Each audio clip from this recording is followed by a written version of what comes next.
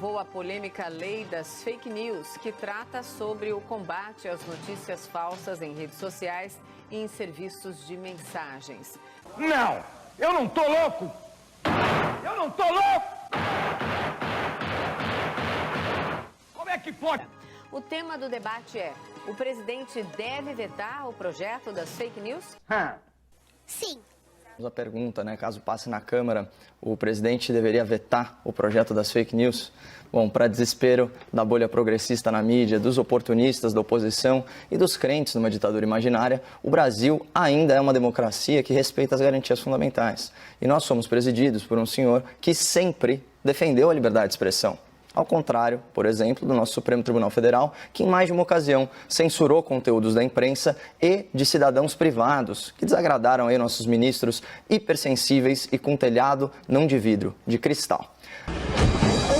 Bom, seria uma enorme decepção se o presidente da República não exercesse, ainda que parcialmente, seu poder constitucional de veto a esse projeto, que tem como desdobramento lógico e como agenda oculta a limitação do debate público, das ideias do debate público. Mas por que eu falo seria uma enorme decepção assim no futuro do pretérito? Porque eu me recuso a acreditar que esse projeto vai ser aprovado na Câmara dos Deputados, né? Ele já passou com uma maioria estreita no Senado, que aliás devia ser uma casa de senioridade republicana, nunca de senilidade regulatória, né? Aliás, o que se espera de um senador da República é que ele seja experiente, não que ele seja desatualizado. A aprovação desse texto é prova eloquente de que os nossos políticos de cabeça branca, para usar aí um jargão deles, eles não entendem ou fingem não entender a dinâmica da comunicação contemporânea, mão dupla, né? De forma bastante reacionária. Eles tentam regredir ao tempo em que havia controle de narrativa e monopólio da informação. Não é mais o caso.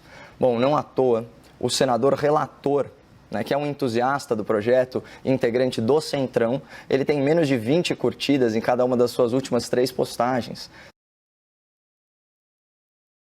É um desempenho aí em rede social que denota desconhecimento ou desinteresse nessas plataformas. E se por um lado é mais difícil para o político legislar sobre temas que ele não domina, é muito mais fácil admitir a restrição de direitos que não o beneficiam diretamente ou que até o prejudicam eleitoralmente, como é o caso da liberdade de expressão na internet. Afinal, a velha política não se elege online. Não conheço político de Centrão que se elege pela internet. Talvez por esses motivos o relator tenha sido tão infeliz em uma das suas manifestações em redes sociais quando ele proferiu a seguinte pérola: vomite enquanto ainda tem tempo de liberdade. Então, aqui estou eu, senador, usando meu tempo de liberdade para vomitar a sua falta de discernimento ao apoiar uma legislação que tem tudo para se tornar a antessala da censura na internet brasileira, né? Para não me estender muito, vamos ficar em um exemplo só, que é o parágrafo 4º, incisos 1 e 2 do artigo 12, abre aspas: o provedor de rede social poderá adotar medidas imediatas de indisponibilização de conteúdo, ou seja, remoção de conteúdo, e contas, perfis, quando verificar risco de dano imediato, de difícil reparação e risco de segurança da informação ou do usuário. Então percebam o tom meio genérico desses dispositivos: risco de dano, risco ao usuário. Na verdade, as plataformas de rede social, assumidamente enviesadas, já trouxe isso para o espectador aqui no debate, conforme depoimento do próprio fundador do Facebook ao Congresso americano. Então essas plataformas elas já possuem os seus termos e condições de uso, que incluem uma certa moderação de conteúdo. Mas essa atuação ela fica limitada ao texto constitucional, que assegura ampla proteção à liberdade de expressão e aos remédios penais para eventuais abusos de direito. Ao legislar sobre essa matéria de forma específica, em âmbito infraconstitucional, o Congresso ele abre uma brecha para uma ingerência ainda maior e agora legítima dessas empresas, como Facebook, Google, Instagram, WhatsApp, Telegram, por aí vai. E vamos lembrar que essas corporações elas já atuam de forma muito arbitrária em termos de moderação de conteúdo, chegando ao cúmulo de tirar do ar postagens do presidente da República. Mas a esperança vem quando a gente troca de casa legislativa. Vou ler um tweet aqui para vocês. Para salvar a democracia, os democratas brasileiros decidiram assassinar a liberdade de expressão. O projeto aprovado no Senado diz mirar nas fake news, mas é para acertar a liberdade. Um lixo que tem que ser varrido pela Câmara. Lutaremos. Então, quem se pronunciou assim, de forma bastante incisiva e bastante pertinente, foi o deputado paranaense, o Paulo Eduardo Martins. Então, que ele seja acompanhado aí pela maioria dos seus colegas.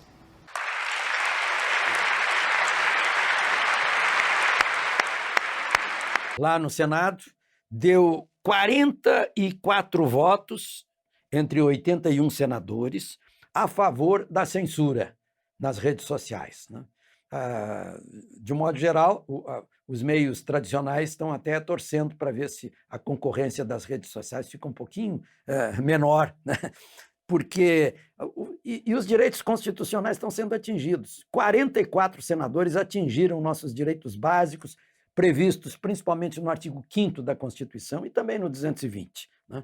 Direito à privacidade das comunicações, direito ao sigilo da fonte, a liberdade de expressão, sem o anonimato, está escrito na Constituição que não se admite o anonimato, né? A liberdade de opinião. E a gente fica se perguntando quem vai decidir o que podemos receber pelas redes sociais, né? Quem vai julgar que nós somos uns ineptos, que não temos neurônios e que somos incapazes de separar o que é mentira e o que não é, né? Eu sei que tem muito factoide aí, como tem a mentira e o factoide. Não é só a rede social, né? A rede social aprendeu isso com os meios tradicionais, desde sempre, né? Eu costumo lembrar aqui a falsidade do disco voador na Barra da Tijuca, que foi um sucesso nacional, na revista de maior tiragem da época, maior circulação da época, a revista Cruzeiro. Mas, enfim, vai para a Câmara agora. Só que na Câmara são 513 deputados. Não vai passar pela Câmara, não. 47 entidades já assinaram contra, né, mostrando aos deputados que essas coisas já estão nas leis. Calúnia, injúria, difamação, ameaça, já está no Código Penal, né? E o resto está na Constituição, né? Vão se meter, tudo bem, tem que identificar, sim, os mensageiros do ódio, da ameaça, da injúria, da calúnia, difamação, mas também tem que aguentar, né?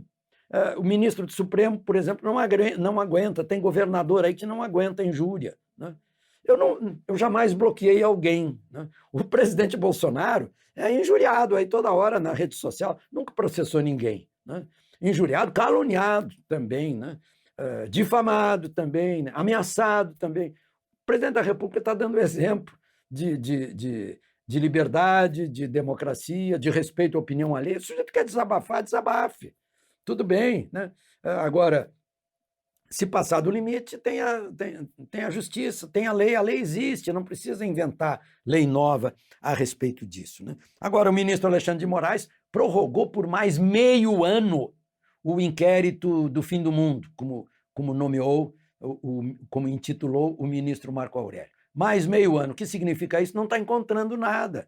Não está achando, a Polícia Federal já mostrou que não tem robô nesse negócio que ele mandou investigar. Ele estava acostumado com robô, com gente que é paga, com mercenários da internet. Parece que não está encontrando. Agora, prorrogou por mais uns dias a prisão de um jornalista premiado, né?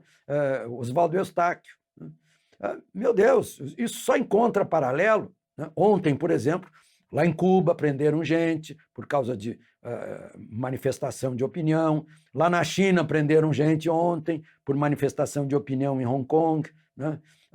Isso sim, agora nós vamos nos comparar com esses outros regimes? Estamos nos comparando pelas atitudes de 44 senadores e de alguns ministros do Supremo. É bom que a gente fale sobre isso, que é para nos alertar, né? Nós, povo, de onde provém o poder. Somos a origem do poder. De Brasília, Alexandre Garcia.